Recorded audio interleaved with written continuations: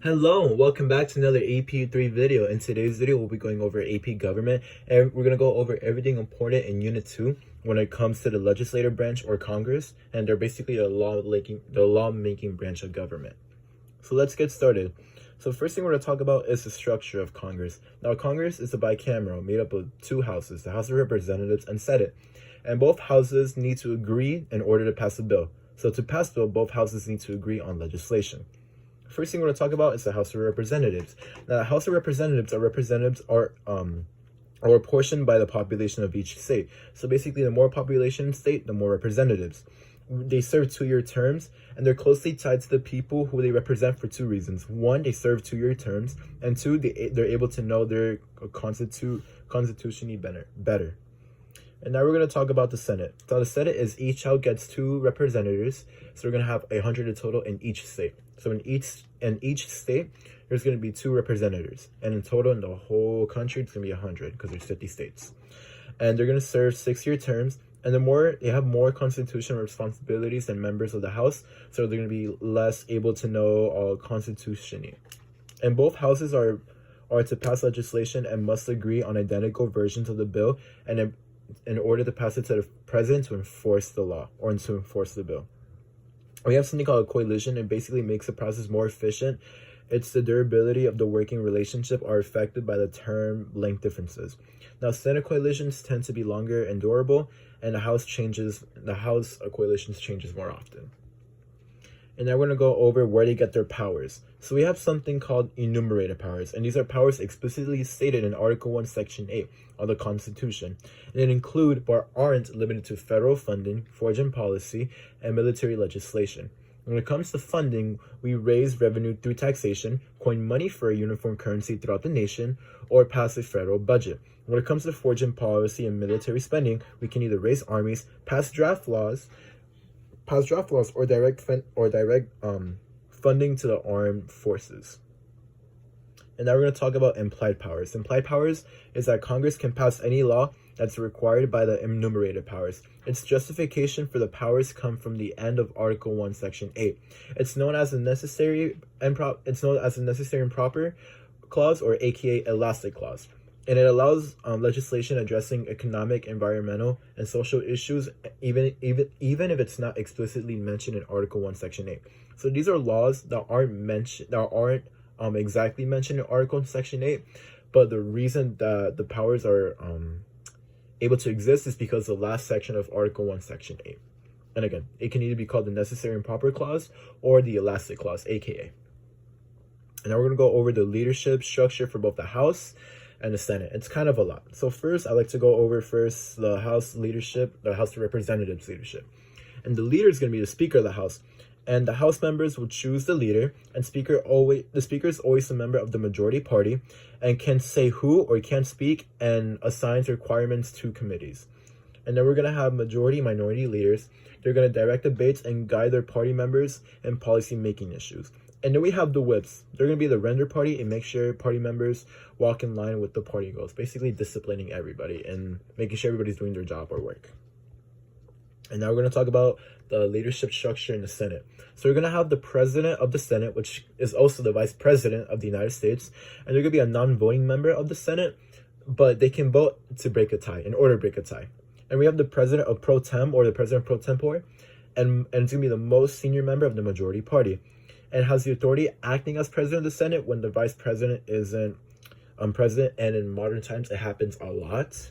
And we have a Senate majority leader. They're going to have the most power because they set legislative agenda, basically stating what bill is they're going to talk and which bills are they not going to talk about when it's introduced. And this, they can basically kill a lot of bills because, again, they have a lot of power when it comes to the legislative agenda. So again, legislative agenda is basically where the Senate majority leader picks which bills they're going to talk about and which bills they don't talk about. And the whips are the same thing that they do in the House of Representatives. Okay, I like to talk about now how they get their work done. So we have committees, and they're very important. And committees are basically a small group of representatives who can debate and draft precise legislation that would be impossible in a huge group setting. And we have 4 committees that are really important. We have standing committees, which are committees enduring for a long time, and it basically introduces new legislation. That's where it starts. The new legislation begins, and most bills die there. And we have joint committees, and it's members of both the House and the Senate. We have select committees, and select committees are temporary committees and created for a specific purpose. And we have a conference committees, and this happens when we have differences in the House and in the Senate when it comes to a bill, and it's formed to reconcile differences in the legislation. And then it's mostly serves the goals of the majority party when it comes to the differences. And then we're going to talk about rules when it comes in the House and in the Senate. So we have House rules, and House rules are needed to limit debate because we have a lot of representatives, and we actually have a total of 435. So we limit an hour per member to debate. When it comes, and we have something called the House Rules Committees, and they decide which bill makes it to the floor for debate. And we have Committee of a Whole, and Committee of a Whole includes all representatives, but we only need 100 needed to call committee. And it's a procedure move relaxing some of the rules for debate so that amendments in the bill is debated quicker. And then we have a discourage petition. Basically, if a bill gets stuck or it's the process is very slow, it's used to force a bill out of the committee, and it's gonna move on for debate and voting in the floor, or to move on for debate and voting. And they bring bill to the House for consideration. So discharge petition, it's used to force bill out of committee for debate and voting, and the bill is brought to the House for consideration. Okay, now I'd like to go over now the rules of the Senate. Because the Senate has less people, the rules for debate are gonna be more relaxed. So think about it like this. So the Senate, they deal with more constitutional responsibilities, and the House deals with more the people's responsibilities. So because the Senate deals with more constitutional responsibilities, and there's less people, it allows for unlimited debate for bills. Now we can use something, and they can use something called filibuster, and filibuster is an attempt to kill or stall a bill by talking for a long time. However, we have something called the cloture rule, and basically 3 out of 5 senators can vote to end filibuster. We have anonymous consent, and it's a way of speeding legislation along. So before they get to work, the acting Senate president asks all the senators if they'll agree to limit debate. And it's a way of avoiding a filibuster, and even one senator can eject, which is called a hold, so consideration of the bill can be stalled. Okay, now we're going to go over the process of a bill becoming a law. So a bill needs to be introduced by either House, so the House of Representatives, or the Senate, and then bills assigned to a committee and undergoes changes often. The changes can be writers or added, which are non-relevant additions, which will usually benefit a representative's own agenda, or can be something that helps get billed passed. And we have pork barrel spending, which is a special project in a representative's district. So after amending, it goes back to the whole group where they vote on it, and then sometimes the representatives engage in log rolling. Basically, 2 representatives say, hey, if you vote for my bill, I'll vote for yours, kind of like back scratching each other. So if the bill passes, it goes to the president to enforce the law.